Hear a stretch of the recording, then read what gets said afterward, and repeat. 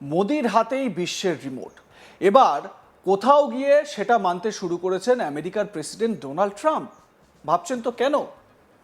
গদিতে বসার পর থেকে ট্রাম্প বারবার গাজায় শান্তি ফেরানোর চেষ্টা করেছেন, কিন্তু কোথায় গিয়ে সেই চেষ্টায় ট্রাম্প সফল হচ্ছেন না। এবার শান্তি শান্তি করতে করতে শান্তির যে পুরস্কার, সেই পুরস্কারটাও হাতছাড়া হয়েছে তার।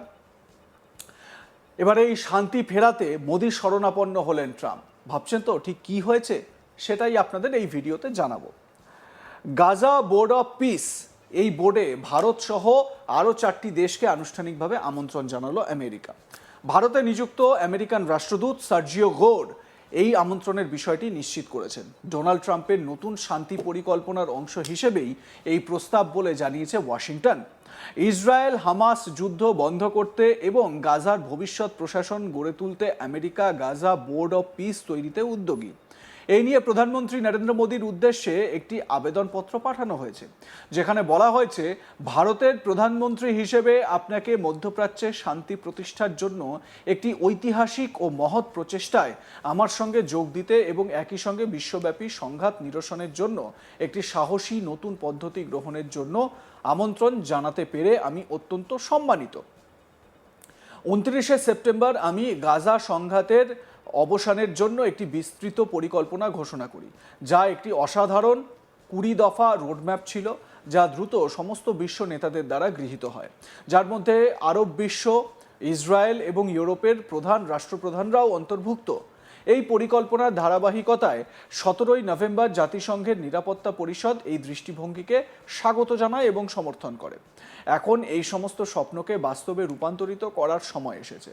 পরিকল্পনার কেন্দ্রবিন্দুতে রয়েছে শান্তি বোর্ড, যা এখনো পর্যন্ত গঠিত সবচেয়ে চিত্তাকর্ষক এবং ফলপ্রসূ বোর্ড, যা একটি নতুন আন্তর্জাতিক সংস্থা এবং অন্তর্বর্তীকালীন পরিচালনা প্রশাসন হিসেবে প্রতিষ্ঠিত হবে। আমাদের প্রচেষ্টা জাতিগুলির একটি বিশিষ্ট দলকে একত্রিত করার, যারা স্থায়ী শান্তি প্রতিষ্ঠার মহৎ দায়িত্ব পালন করতে প্রস্তুত, যা তাদের জন্য সম্মানের। এর মাধ্যমে নেতৃত্ব দিতে প্রস্তুত এবং ভবিষ্যৎ প্রজন্মের জন্য একটি নিরাপদ এবং সমৃদ্ধ ভবিষ্যতের জন্য উজ্জ্বলভাবে বিনিয়োগ করে।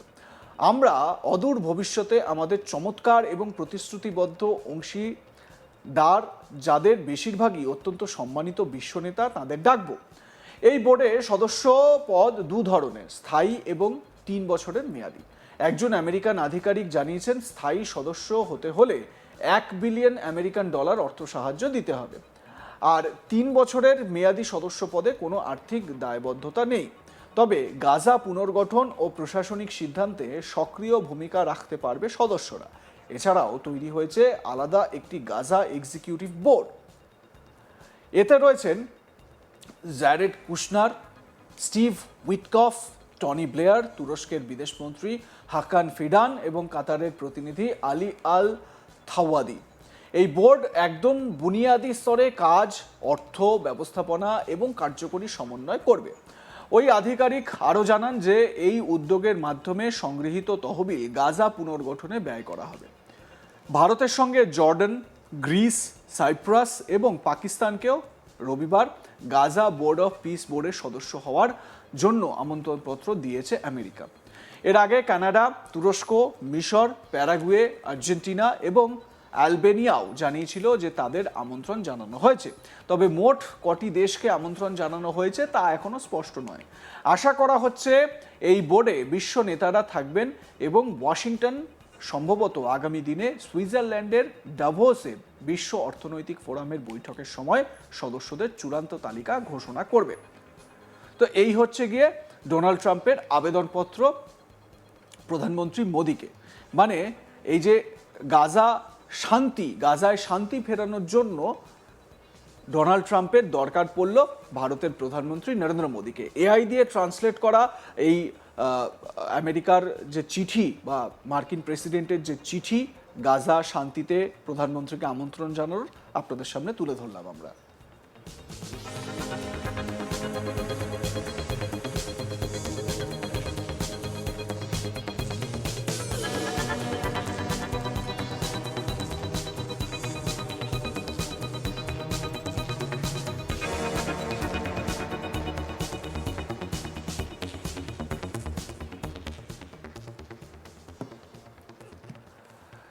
তবে একদিকে মুখে শান্তির কথা বললেও যে আস্ফালনগুলো সামনে আসছে, বিশেষ করে গ্রিনল্যান্ডকে কেন্দ্র করে, সেটা কি শান্তির কথা বলে? গ্রিনল্যান্ড নিজের দখলে নিতে চেয়ে আবারও বিশ্বকে অশান্ত করতে চলেছে আমেরিকা। গ্রিনল্যান্ড দখলের যুদ্ধ শুরু হলেই কি তা মানব ইতিহাসের সবচেয়ে ভয়ঙ্কর যুদ্ধে পরিণত হবে? প্রশ্ন উঠছে, এই গ্রিনল্যান্ডকে কেন্দ্র করেই কি তাহলে ওয়ার্ল্ড ওয়ার 3 শুরু হবে? আশঙ্কা কিন্তু থেকেই যায়। তাহলে কি বিশ্ব ধ্বংস হয়ে যাবে? এই প্রশ্নগুলোই ঘুরপাক খাচ্ছে। গ্রিনল্যান্ডকে নিজের বলে বারবার দাবি করে আসছেন আমেরিকান প্রেসিডেন্ট ডোনাল্ড ট্রাম্প। তিনি মনে করেন গ্রিনল্যান্ডকে রক্ষা করার ক্ষমতা নেই ডেনমার্কের, যার ফলে সেখানে শত্রু দেশের প্রভাব বৃদ্ধি পাচ্ছে, আর সেটা আমেরিকার জাতীয় সুরক্ষার জন্য ক্ষতিকর। তাই তিনি গ্রিনল্যান্ড অধিগ্রহণ করতে চান, সেই মতো চুক্তিও করতে চান তিনি। এর আগে তিনি রেগে গিয়ে বলেছিলেন, যদি চুক্তি না হয় তাহলে Denmark, Norway, Sweden, France, Germany, Netherland, Finland এবং ইউকের উপর 1 ফেব্রুয়ারি থেকে অতিরিক্ত শুল্ক বসাতে পারেন তিনি। এই নিয়ে একটি দীর্ঘ পোস্ট করেছেন ট্রাম্প। সেই পোস্টে ট্রাম্প লিখেছেন, আমরা ডেনমার্ক, ইউরোপীয় ইউনিয়নের সমস্ত দেশ এবং অন্যান্য দেশগুলিকে বহু বছর ধরে শুল্ক বা অন্য কোনো ধরনের পারিশ্রমিক না দিয়ে ভর্তুকি দিয়ে আসছি। এখন ডেনমার্কের সময় এসেছে তাদের ফিরিয়ে দেওয়ার, কারণ বিশ্ব শান্তি ঝুঁকির মুখে। চীন এবং রাশিয়া গ্রিনল্যান্ড চায় এবং ডেনমার্ক এই ব্যাপারে কিছুই করতে পারবে না। বর্তমানে তাদের কাছে সুরক্ষার জন্য দুটি জিনিস রয়েছে, কেউ এই পবিত্র ভূমির টুকরো স্পর্শ করতে পারবে না, কারণ আমেরিকার জাতীয় নিরাপত্তা এবং বৃহত্তর স্বার্থ ঝুঁকির মুখে। অন্য সবকিছুর উপরে Denmark, Norway, Sweden, France, Germany, যুক্তরাজ্য বা ইউকে, নেদারল্যান্ডস এবং ফিনল্যান্ড অজানা উদ্দেশ্যে গ্রিনল্যান্ডে ভ্রমণ করেছে।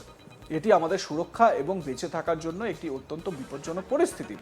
এই দেশগুলি যারা এই অত্যন্ত বিপজ্জনক খেলা খেলছে, তারা এমন একটি ঝুঁকি তৈরি করেছে যা ভয়ঙ্কর হতে পারে। অতএব বিশ্বব্যাপী শান্তি ও নিরাপত্তা রক্ষার জন্য এই সম্ভাব্য বিপজ্জনক পরিস্থিতিতে কঠোর দ্রুত ব্যবস্থা গ্রহণ করা অত্যন্ত জরুরি। 1 ফেব্রুয়ারি থেকে Denmark, Norway, Sweden, France, Germany, Britain, Netherlands এবং ফিনল্যান্ড আমেরিকার প্রেরিত যে কোনো পণ্যের উপর 10% শুল্ক আরোপ করা হবে। 1 জুন থেকে শুল্ক 25% বৃদ্ধি করা হবে। গ্রিনল্যান্ডের সম্পূর্ণ ক্রয়ের জন্য একটি চুক্তি না হওয়া পর্যন্ত এই শুল্ক প্রযোজ্য থাকবে। আমেরিকা 150 বছরেরও বেশি সময় ধরে এই লেনদেন করার চেষ্টা করে আসছে। অনেক রাষ্ট্রপতি চেষ্টা করেছেন, কিন্তু ডেনমার্ক সর্বদা প্রত্যাখ্যান করেছে।